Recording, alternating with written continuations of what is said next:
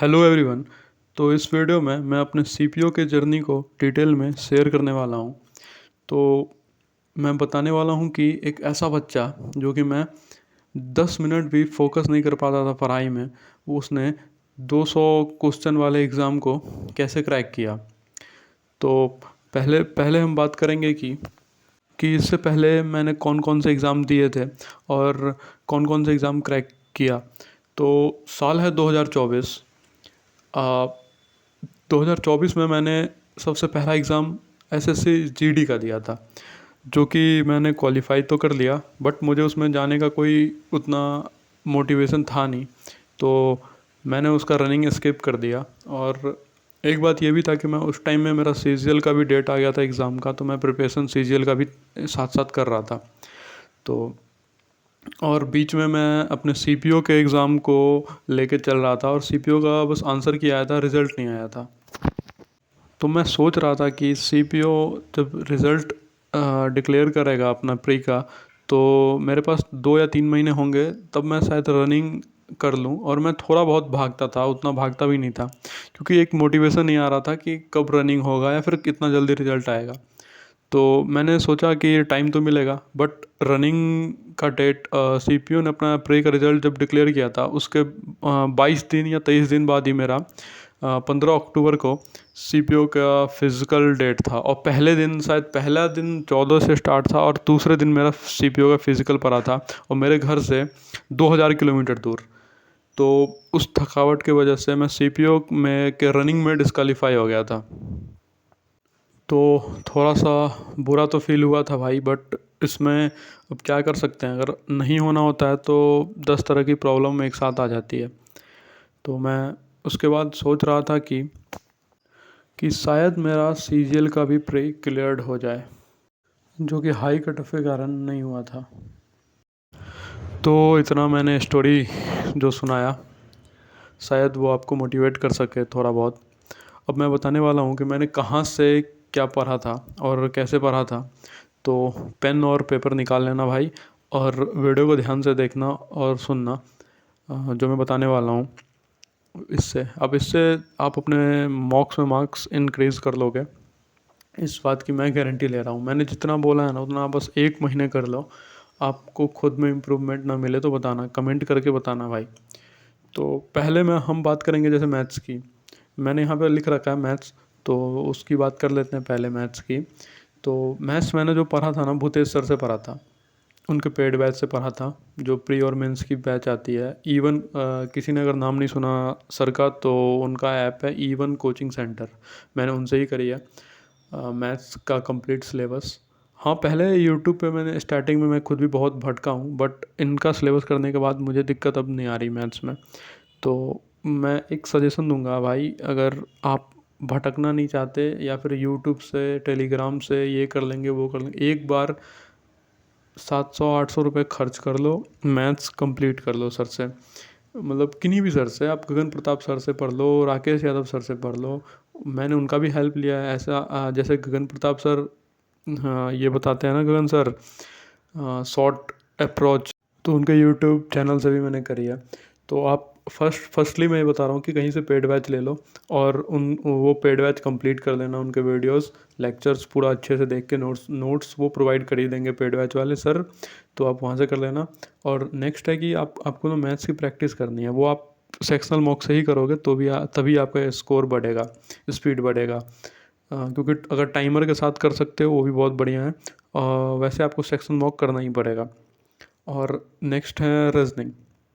Reasoning मैंने self करी है, कहीं से किसी का पेड का एक वीडियो भी नहीं मैंने देखा है, बस मॉक्स और सेल्फ से करा है। और यूट्यूब पे जो चैप्टर या फिर जो कॉन्सेप्ट मुझे नहीं आता था, मैं सर्च करता था, जिन जिन भी टीचर का आ जा रहा है, जैसे विक्रमजीत सर का हो गया, और भी सर हैं जैसे दीपक दीपक सर हैं, उनका वीडियो आ रहा है, किन्हीं का पीयूष सर का वीडियो आ रहा है। मैं जो भी टीचर का वीडियो आ रहा था, मैं कंटेंट देखता था और सबका मुझे बढ़िया लगा। तो ऐसा आप भी कर सकते हो। और इंग्लिश में मैं बताऊँ, यूट्यूब पे मैं इंग्लिश में बहुत सारे टीचर का वीडियो देखा, पर पता नहीं सब के वीडियो मुझे एक जैसे ही लग रहे थे। तो मैंने इंग्लिश में नीतू मैम का बुक ही पढ़ा था। और मैं इंग्लिश का बता इसलिए नहीं रहा हूँ बेसिकली, क्योंकि मैंने इंग्लिश में बहुत अच्छा स्कोर किया भी नहीं है। मैंने CHSL में इंग्लिश में अच्छा स्कोर किया है, बट CPU मेरा पता नहीं क्या हो गया था, जैसे मिस स्पेल्ड वर्ड ज़्यादा आ गए थे तो मेरे गलत हो गए थे। तो मैं इंग्लिश के लिए बता भी नहीं रहा हूँ, मैं जो स्ट्रॉन्ग मेरा है मैं वो बता रहा हूँ। बट मैं ये बता रहा हूँ कि इंग्लिश के लिए आप नीतू मैम का बुक और ब्लैक बुक फॉलो करोगे वोकैब के लिए तो अच्छा हो सकता है। ऐसे प्रॉपर सब्जेक्ट वाइज स्ट्रेटजी उसके लिए तो फिर अलग से टाइम निकाल के वीडियो बनाना पड़ेगा। मैं यहाँ बता रहा हूँ कि मैंने कहाँ से करा है। और जीके जीएस के लिए मैंने स्टैटिक नवीन सर सीजीएल के लिए पढ़ा रहे थे, एक प्लेलिस्ट बना हुआ है static GK by Naveen sir for CGL 2022। वो वीडियो मैंने लगभग 23 में देखा था, 23 के एंडिंग टाइम में। तो एक एक महीने में मैंने उनका स्टैटिक वो बैच कंप्लीट कर दिया था।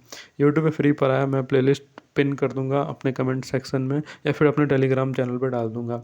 मैं जहाँ जो भी वीडियो इंपॉर्टेंट लगे, और मैथ्स के लिए एक जैसे आदित्य रंजन सर ने 50 डे मैराथन बताया था, तो उसका मैंने एक वीडियो देखा था जो कि ज्योमेट्री का था। मेरे ज्योमेट्री थोड़े से क्वेश्चन गलत हो रहे थे, तो मैंने सोचा देख लेता हूँ, बट उतना ज़्यादा हेल्पफुल पड़ा नहीं। बट मैं ये कह रहा हूँ कि जो वीक स्टूडेंट है ना, उनको जैसे रेशियो में या फिर परसेंटेज में दिक्कत आ रही है तो वहाँ से भी कर सकते हैं वो भी बहुत सही लगा कंटेंट मुझे उनका।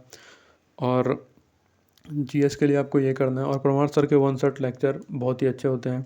जैसे पॉलिटी कहीं से भी आप कर रहे हो उनका वन शॉट करके जाना, जैसे पॉलिटी ज्योग्राफी इन सब का वन शॉट अच्छा अच्छा करवाते हैं वो। पता नहीं मुझे उनके पीवाई की सीरीज समझ नहीं आ रही। मेरे जीएस के इतने नॉलेज है नहीं भाई, तो मैं बता नहीं सकता कि पीवाई को लेक्चर बेनिफिशियल हैं या नहीं है। मैंने 6-7 लेक्चर करे हैं, पता नहीं रिवीजन में एक तो वीडियो देखने में टाइम चला जाता है, या फिर वीडियो वो उनका नोट्स बनाओ, या फिर उनका डिजिटल नोट्स भी भाई समझ में तो आ रहे हैं पर पता नहीं क्वेश्चन लग नहीं रहे थे मेरे से। तो मैं PYQ के लिए, आपको अगर सही लग रहा है, आ रहा है, नंबर बढ़ रहा है तो आप कर सकते हो, बट मुझे बेनिफिशियल लगा नहीं, तो मैं वन शॉट लेक्चर ही प्रेफर करूँगा उनका। और CPU के लिए स्टैटिक बहुत इंपॉर्टेंट है। और करंट अफेयर भाई लास्ट के 1-2 वीडियो देख लेना, क्योंकि मेरे शिफ्ट में करंट अफेयर के एक भी क्वेश्चन नहीं थे। और जैसे स्टैटिक के कुछ टॉपिक होते हैं, जैसे बुक्स एंड ऑथर हो गया, और जैसे जैसे ये फ्लैग वगैरह से क्वेश्चन है, तो ये सब क्वेश्चन आते ही आते हैं। क्योंकि मैंने दो मतलब जैसे 2023, 2024 और 2022, मतलब इन तीनों का है ना, मैंने पूरा पेपर एनालाइज किया है तब ये बता रहा हूँ। और 2024 में मैंने पेपर दिया ही था, तो वो बता रहा हूँ कि जीएस के लिए आप ये कर सकते हो। और एक चीज़ और है, जैसे आप जैसे प्रिपरेशन कर रहे हो ना, तो जैसे ये इस फेज़ में ना थोड़ी सी आपको ओवर थिंकिंग होगी, ये ऐसा लगेगा कि नहीं हो पा रहे हैं। जैसे सीजीएल के मॉक मार रहे हो आप, तो 1 घंटे में कंप्लीट कर पा रहे हो, ठीक है, तो 1 घंटा बैठना कंपैरेटिवली इजी है। 2 घंटे बैठ के दिमाग को लगाना, 50 क्वेश्चन रीजनिंग के सॉल्व करना, 50 क्वेश्चन मैथ्स के सॉल्व करना, दिमाग थक जाता है। मेरे साथ ऐसा होता था। बट आप अगर चाहो तो मतलब आप जैसे सीजीएल के मॉक लगा के आप सीपीओ क्लियर नहीं कर पाओगे, ये मैं बता रहा हूँ। सीपीओ के मॉक लगा के आप सीजीएल क्लियर कर लोगे, बट सीजीएल के मॉक लगा के सीपीओ क्लियर करना मुश्किल है। तो आपको सीपीओ एग्ज़ाम क्रैक करने के लिए आपको सीपीओ के ही मॉक देने होंगे, जिससे कि आपके मॉक्स में टाइम मैनेज होंगे। क्योंकि 2 घंटा बैठना और 50 क्वेश्चन रीजनिंग के और 50 क्वेश्चन मैथ के सॉल्व करना थोड़ा सा मुश्किल हो जाता है। इसलिए मैं बता रहा हूँ कि आप सीपीओ के पर्टिकुलर मॉक लगा के जाना, कम से कम 20 या 30 मॉक आपके लगे होने चाहिए, और जिससे कि आपको थोड़ा सा खुद पे भी कॉन्फिडेंस आए और वहाँ पे ये भी लगे कि कोई नया चीज़ देखने को ना मिल जाए।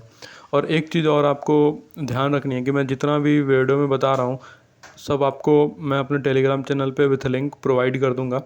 जैसे भूतेश सर के कुछ पेड चैप्टर पड़े हुए हैं यूट्यूब पे, और चैनल किसी दूसरे दूसरे चैनल पे भी, जैसे द पंडित्स वाले पे पड़े हुए हैं, तो वो मैं आपको बता दूंगा।